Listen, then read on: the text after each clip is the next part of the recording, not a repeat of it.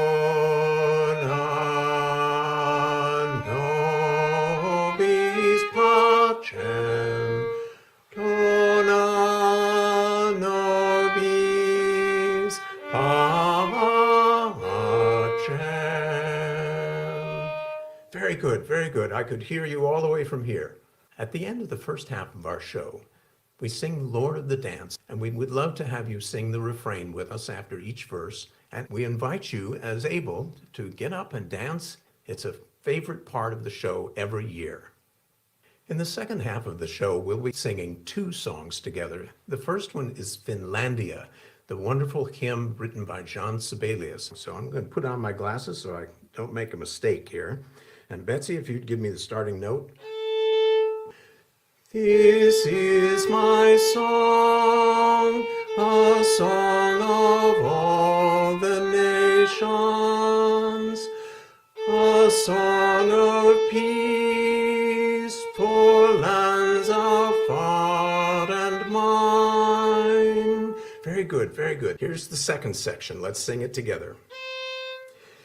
This is my home, the country where my heart is. Here are my hopes, my dreams, my holy shrine. Very good, very good. Now here's how the last section goes. But other hearts in other lands are beating with hopes and dreams as true and high as mine. Very good, very good. Now sing out at home when the time comes during the show. The last song that we'll be singing together is the Sussex Mummers Carol. It is our traditional song of parting every year in the Christmas Revels. Here we go. God bless the master of this house with happiness beside,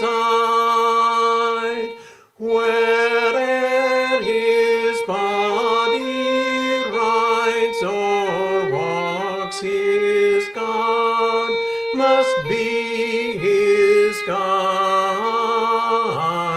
His God must be his guide. Very good, very good. Good singing, good singing. I hope you'll be coming to our auditions in the future.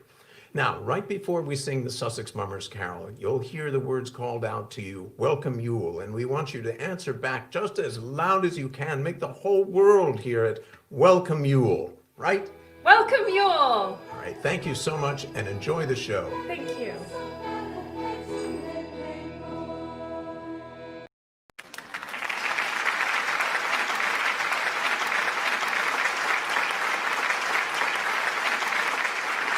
Hello, everyone, and welcome to the 2020 Christmas Revels. I'm Bruce Hostetler. I'm the artistic director of the Portland Revels, and I am so glad that you are all with us here on this longest night of this very, very dark year. All arts and culture organizations, including the Portland Revels, are struggling in 2020 and making incredibly difficult decisions. But rather than go silent, we've chosen to let those restrictions fuel our creativity. We've created a Revels that is different in form, but contains song and dance and story and joy in the return of the light. Revels artists created in their homes, in their studios, sometimes gathering together in small groups to create the Christmas Revels that we want to share with you tonight. We hope that as you experience this Christmas Revels, as the joy of the light moves from our living room to your living room, that you sing along, that you dance if you're able, that you will experience the light and the connection between the performers who created this and you at home, and the connection between you and the thousands of other revelers who have gathered together to experience this show. We will bring back the light. Thank you very much for being here, and enjoy the show. Welcome, Yule.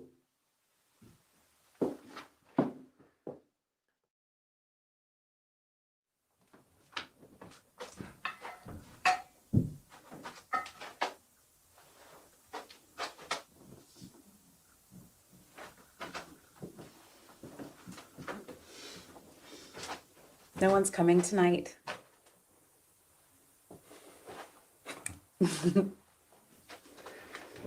They won't be here tomorrow either. No one's coming this year.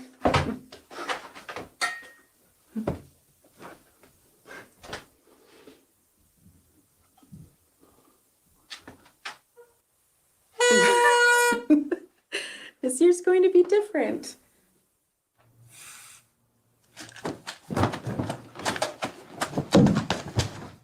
Not this year. There'll be no singing on stage.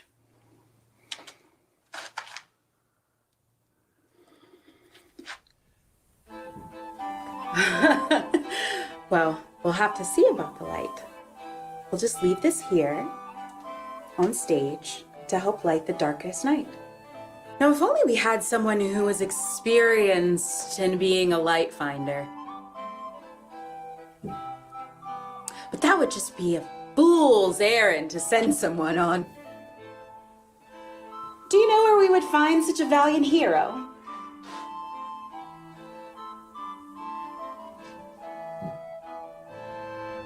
Well, then I guess the darkness will stay. We don't need you this year.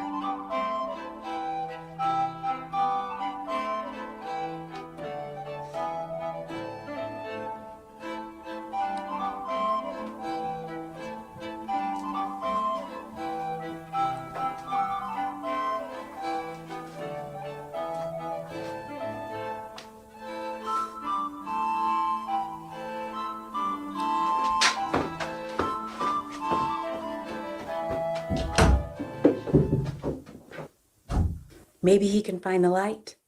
We'll see what he comes back with.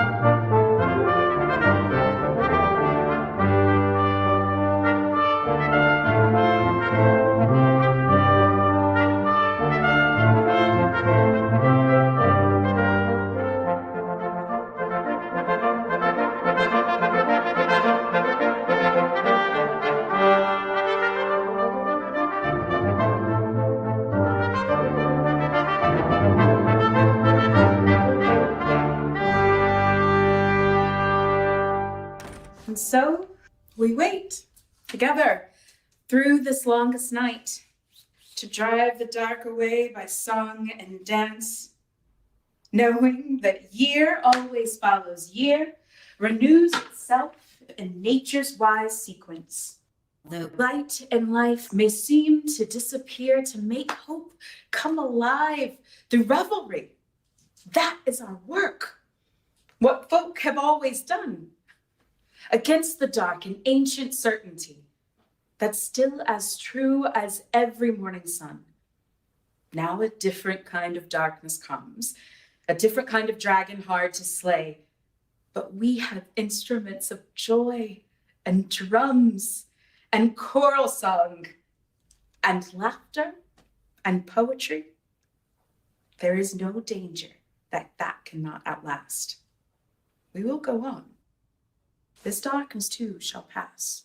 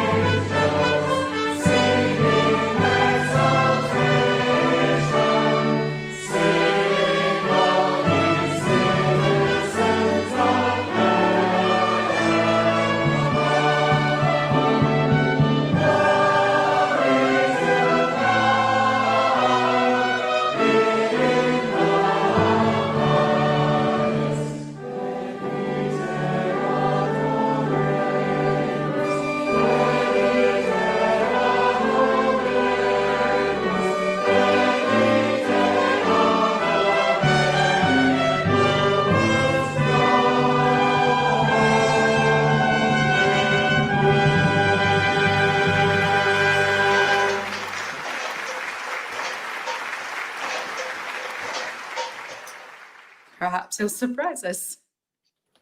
We'll need your help. All of you. The time is sweetly rolling on when you and I must part. How little do we know of the grief and woe when blessed with a singing heart. Our time that's past is filled with song. It spins and travels on, but all for the part we keep to heart. The tune is never done.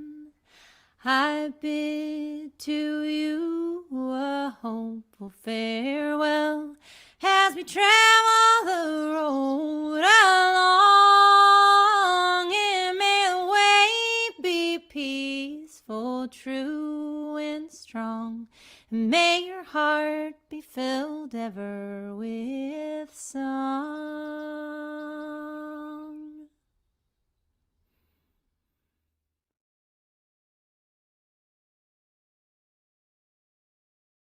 In a village, somewhere deep in the mountains, there lived a woman named Raina.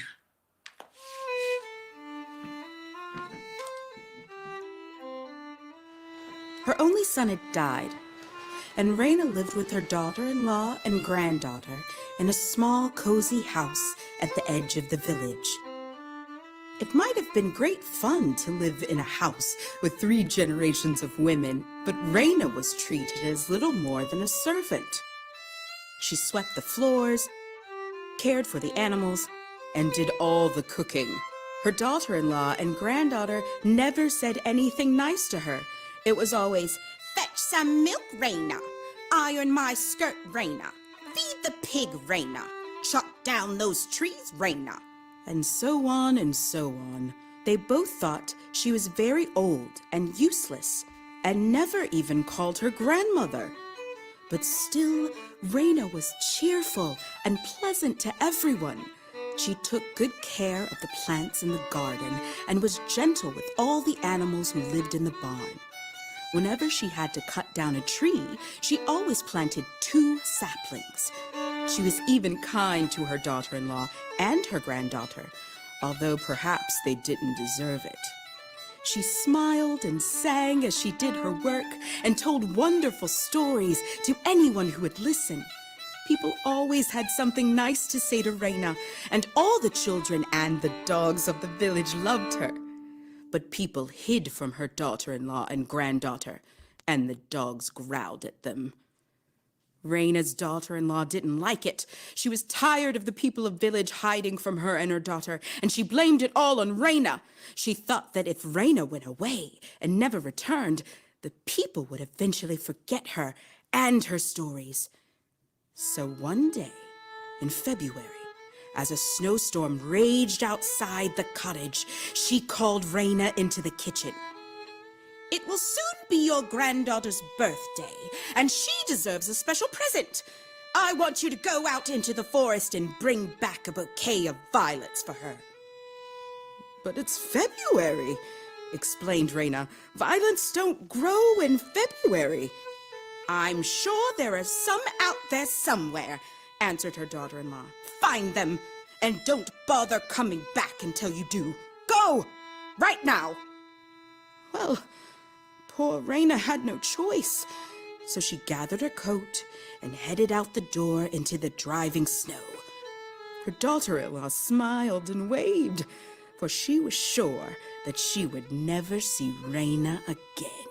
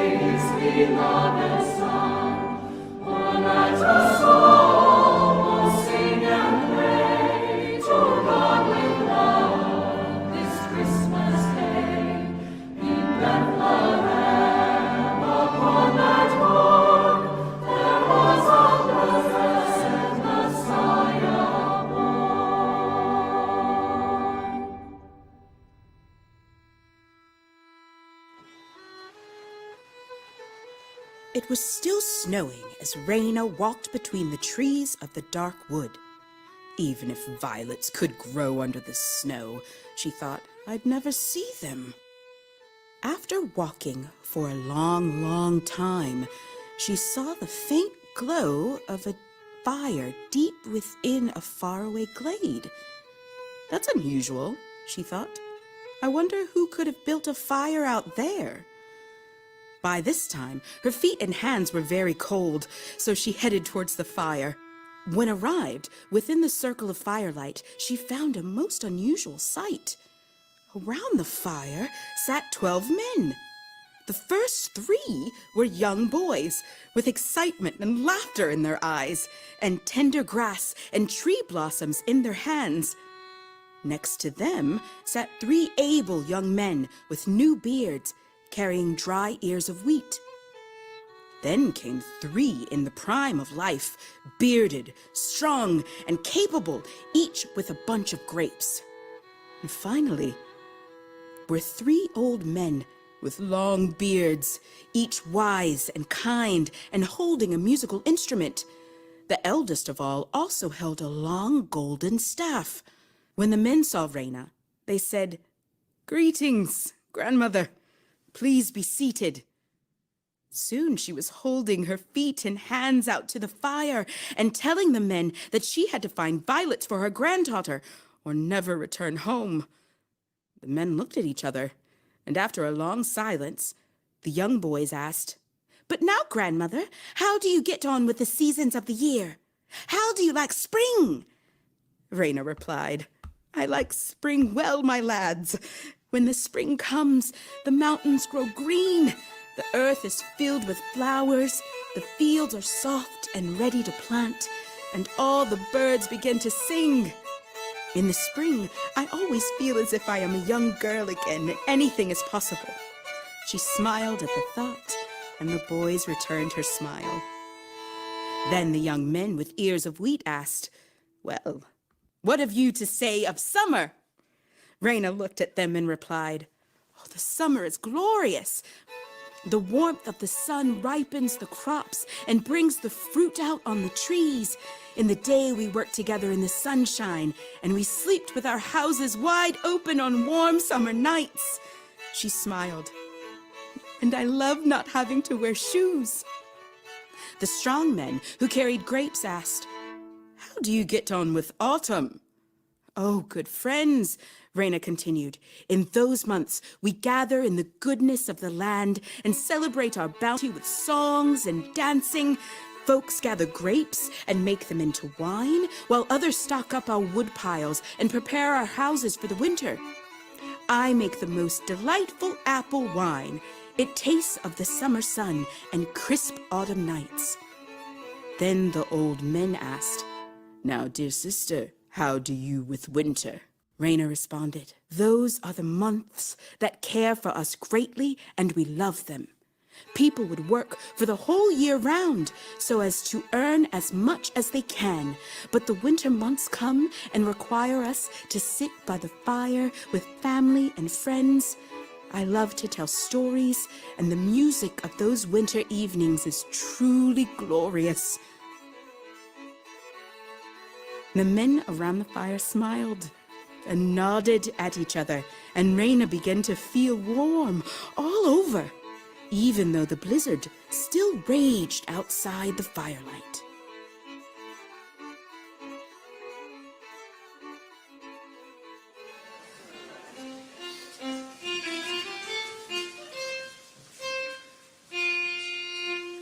Midnight råder tysta alla husen, Tusen.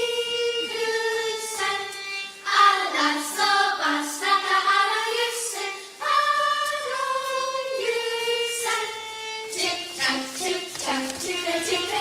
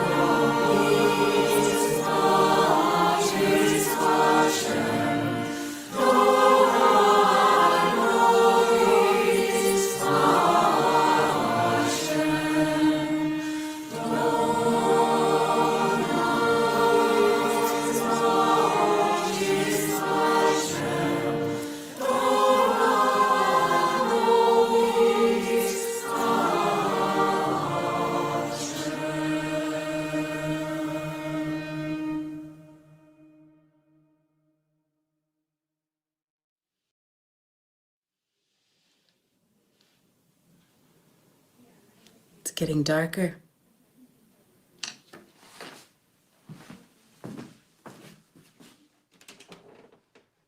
Raina was feeling warmer and more comfortable than she had ever felt when one of the young boys returned to the eldest who held the staff. "Please, Brother February," he said, "let me hold the staff. It will only be for a little while." Brother February passed the golden staff to Brother April, who tapped it on the ground at his feet. Immediately, it stopped snowing, and the nearby snow melted to reveal a patch of vivid purple violets. "Hurry," said the boy. "Pick as many as you can, for there isn't much time." "Thank you," said Raina as she stooped down to pick the violets. "I am so grateful for your kindness." As soon as she finished gathering the flowers, Brother April returned the staff to Brother February, and as Raina looked around, the men and the fire had vanished.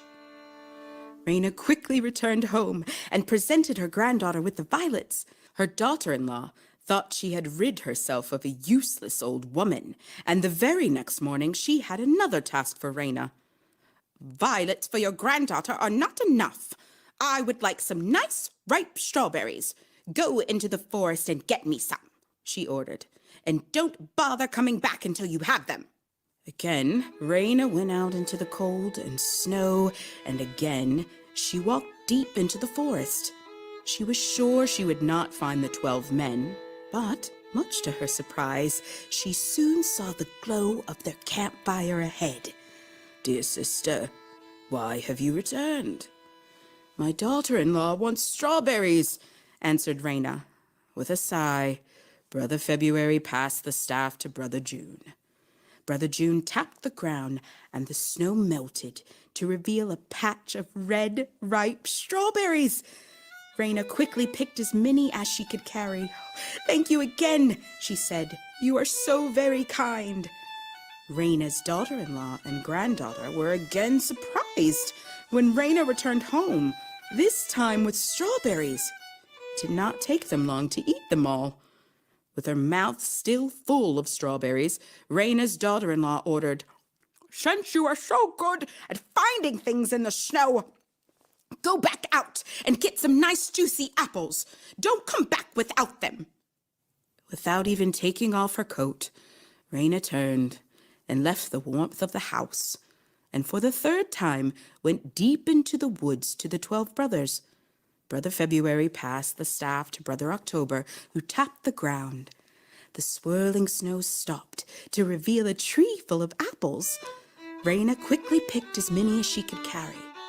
"I wish I could do something for you in return for your great kindness," said Raina. "You do not need to do anything," replied Brother February. "Just keep kindness in your heart, no matter what happens." "Oh, I always will," replied Raina. Then the staff was returned to Brother February, and the fire, men, and warmth disappeared. Raina began the long walk back.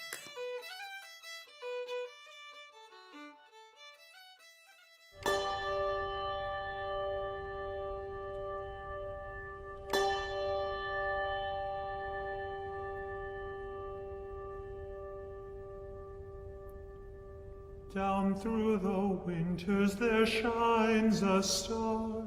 The world is old, the world it is new. It brightens the darkness wherever we are. The bells of the morning ring ever and true. Under the stars sleeps a child in a stall. The world is old, the world it is new. This is the spring that He makes for us all. The bells of the morning ring ever and true. Softly a maiden sings the hush by. The world is old, the world it is new.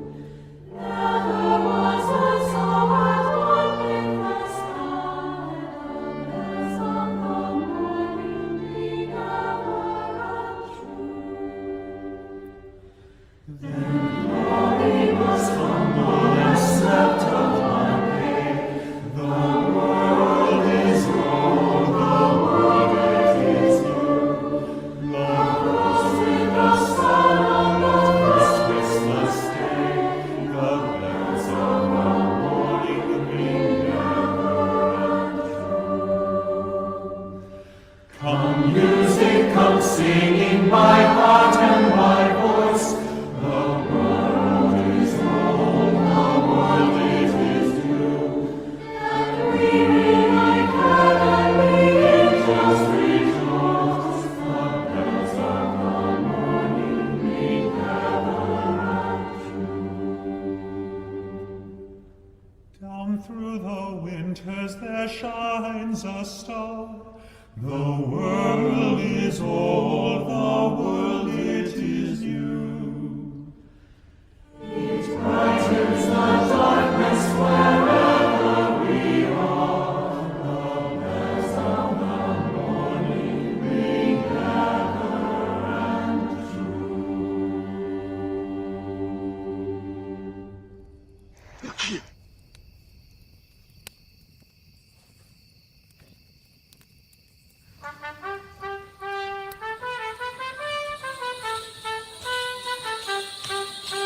I danced in the morning when the world was begun, and I danced in the moon, the stars, and the sun. I came down from heaven and I danced on the earth. In Bethlehem I had my birth.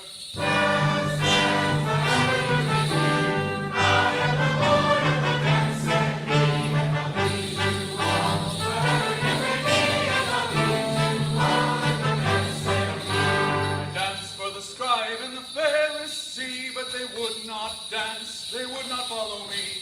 I danced for the fishermen, for James and John. They came with me and the dance went on.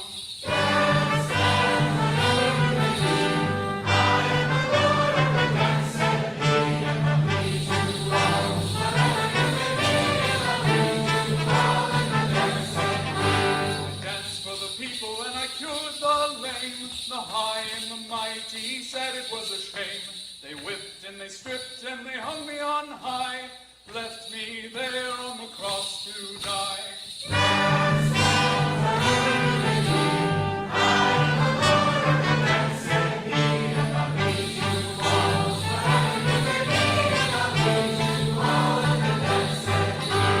danced on a Friday when the sky turned black.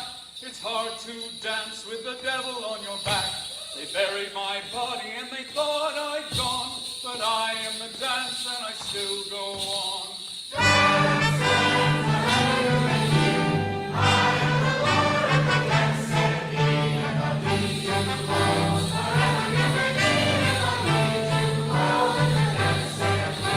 They cut me down and I left up high.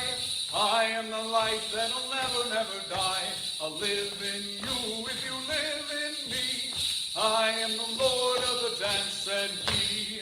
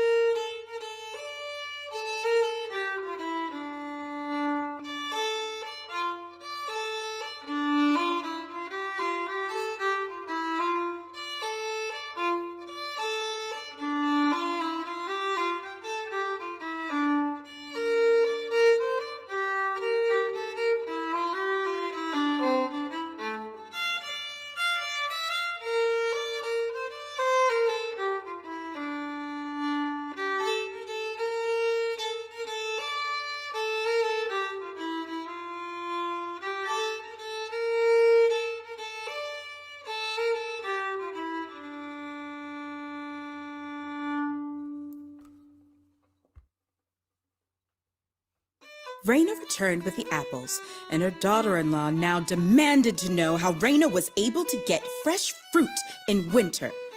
So Raina explained about the 12 brothers sitting around the fire and how kind they had been to her each time she asked for their help. "You should have brought more back," remarked Raina's daughter-in-law.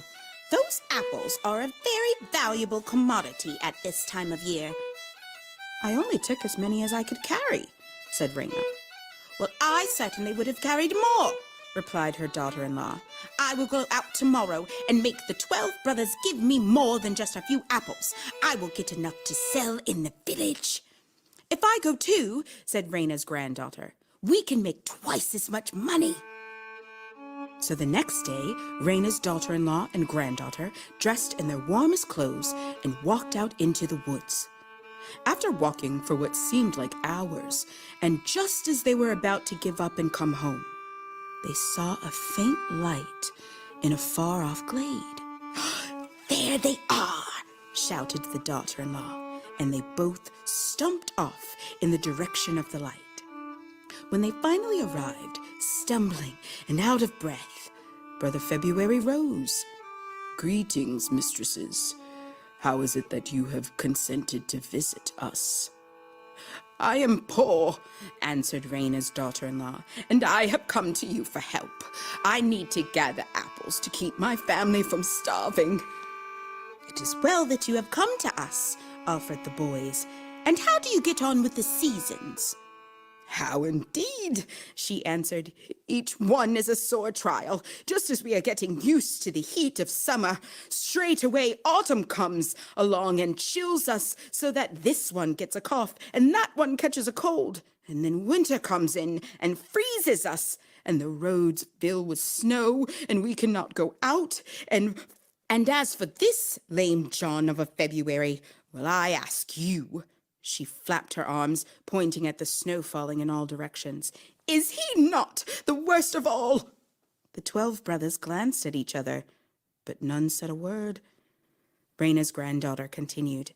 "And then the wretched spring arrives. It doesn't want to be summer. All it wants to do is make the accursed winter last 3 more months. And then comes the summer, and it is mad to stifle us with sweat by the heat and boiling sun.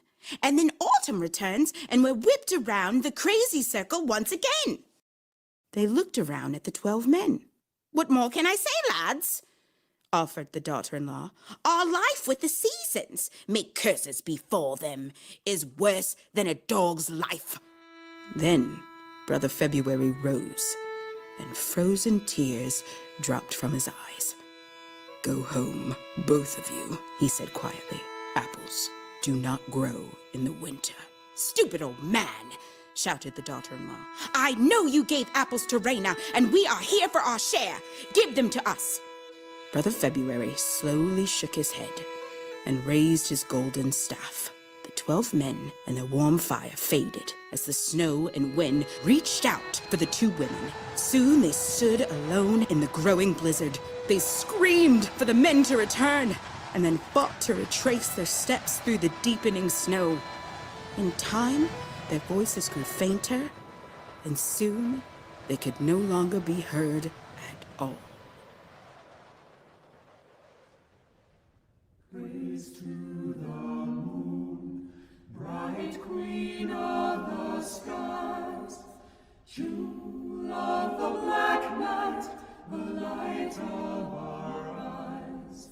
Brighter than starlight, whiter than snow, look down on us in the darkness below.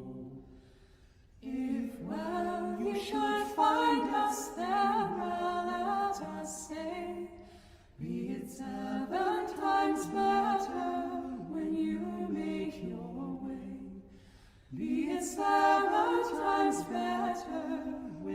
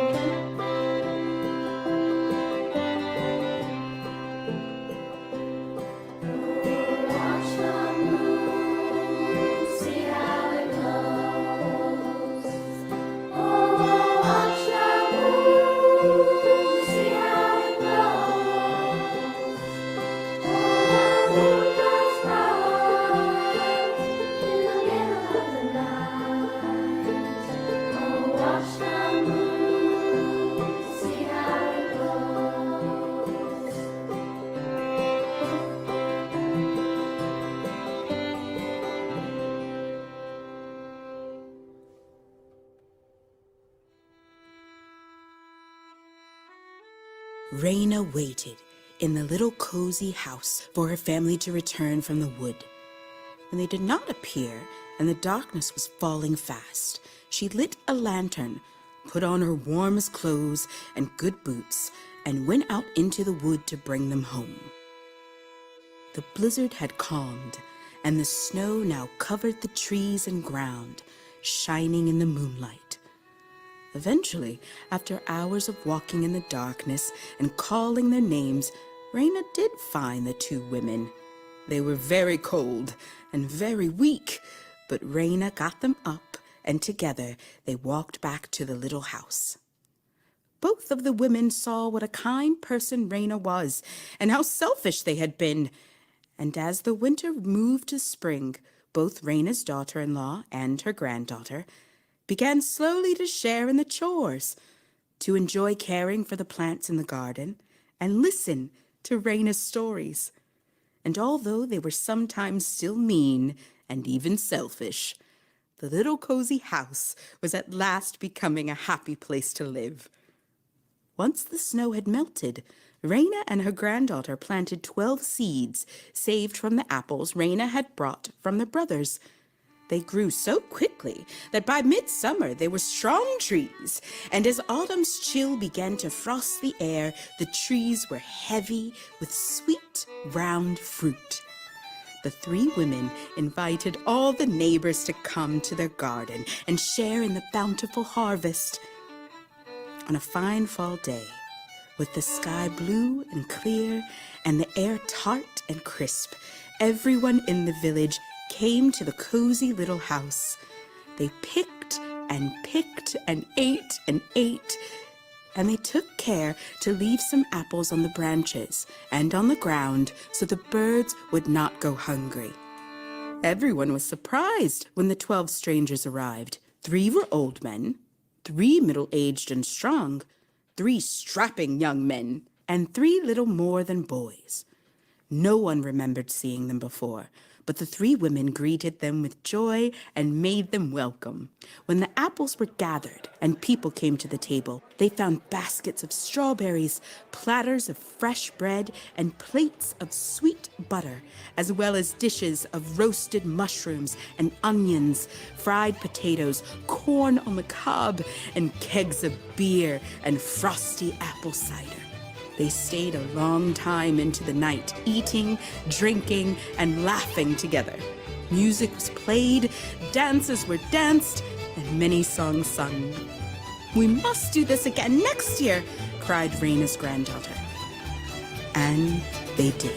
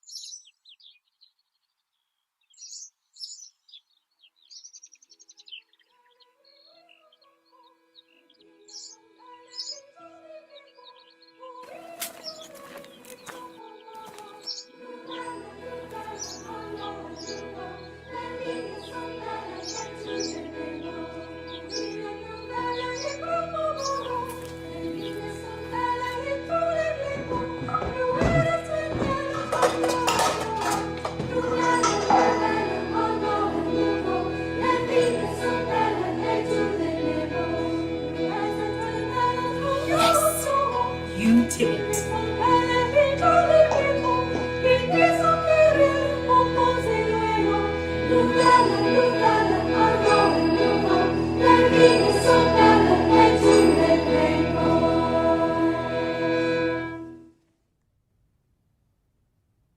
So the shortest day came, and the year died, and everywhere down the centuries of the snow-white world came people singing, dancing, to drive the dark away. They lighted candles in the winter trees. They hung their homes with evergreen. They burned beseeching fires all night long to keep the year alive. And when the new year's sunshine blazed away, they shouted, reveling. Through all the frosty ages, you can hear them echoing behind us. Listen. All the long echoes sing the same delight this shortest day. As promise wakens in the sleeping land, they carol, feast, give thanks, and dearly love their friends and hope for peace. And so do we, here, now, this year, and every year. Welcome Yule. Welcome Yule!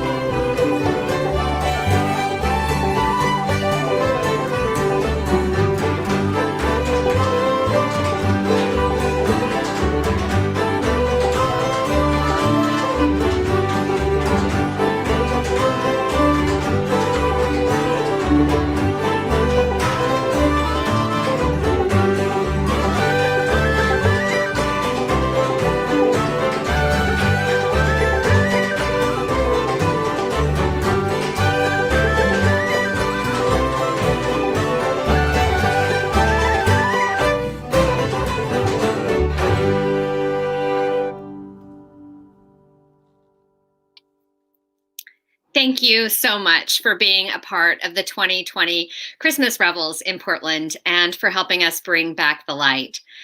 The show we have just experienced is now available for on-demand streaming throughout the 12 days of Christmas and probably a little longer. The link is on the homepage of our website, on the show page, and even the link page you used to watch tonight. So please email, Facebook, tweet, and share the light with your family and friends throughout the world. Portland Revels could not have produced Christmas Revels 2020 without the generous financial support of now over 1,000 donors like you and your neighbors and friends. If you would like to support the creation of the Christmas Revels we just shared, or help Portland Revels stay strong as we create the work that will bring back the light in 2021, visit www.portlandrevels.org to donate today. Whatever you're able to give is a blessing, and if your only gift is your presence with us in this darkest year, we are very lucky indeed. We hope you have a wonderful holiday season. Sing together, dance together. Thank you for gathering with us in this darkest time. Welcome, Yule.